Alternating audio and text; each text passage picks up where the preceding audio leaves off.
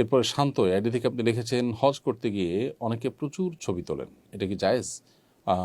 অনেক বেশি ছবি তোলা প্রদর্শন প্রিয়তা থেকে হয়ে থাকে, বিশেষ করে ছবি তুলে সোশ্যাল মিডিয়াতে দেওয়া, এটা প্রদর্শনের ইচ্ছা থেকে হয়ে থাকে, মানুষের কাছ থেকে বাহবা নেওয়ার মতো প্রবণতা থেকে হয়ে থাকে, যেটা আমাদের জন্য একেবারেই গর্হিত কাজ, যেটা থেকে আমাদের বিরত থাকা কর্তব্য। সো আমরা যথাসম্ভব এটা থেকে বিরত থাকার আপ্রাণ চেষ্টা করব।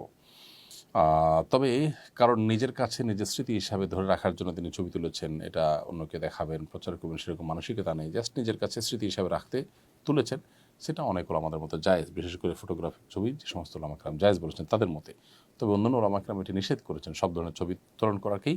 হাদিসে যে ছবি অঙ্কন করা হারাম রয়েছে, সেটার আলোকে সব ধরনের ছবি উত্তোলন করাকে বা ছবি তোলাকে তারা নাজায়েজ বলেন। একান্ত প্রয়োজন বা একান্ত নিরুপায় হলে সেটা ভিন্ন কথা। এজন্য সতর্কতামূলক পথ এবং উপায় হলো এ ধরনের ছবি উঠানো থেকে বিরত থাকা, বিশেষ করে হজ করতে গিয়ে।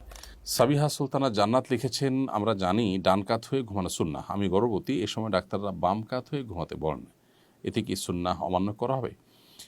প্রথম কথা হলো যে ডান কাত হয়ে শোয়াটা এটা সুন্নাহ, বিভিন্ন হাদিসের আলোকে এটি সাব্যস্ত, কিন্তু বাম কাত হয়ে শোয়াটা তো নাজায়েজ নয়, হারাম নয়।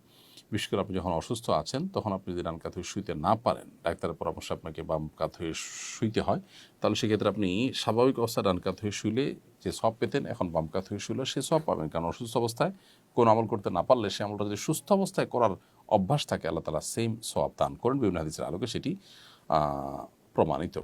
মাহবুব জয় আপনি লিখেছেন, নফল তওয়াফের সময় কি এক কাঁধ খালি রাখতে হবে? নফল তওয়াফের সময় কোনো কাঁধ খালি রাখতে হবে না।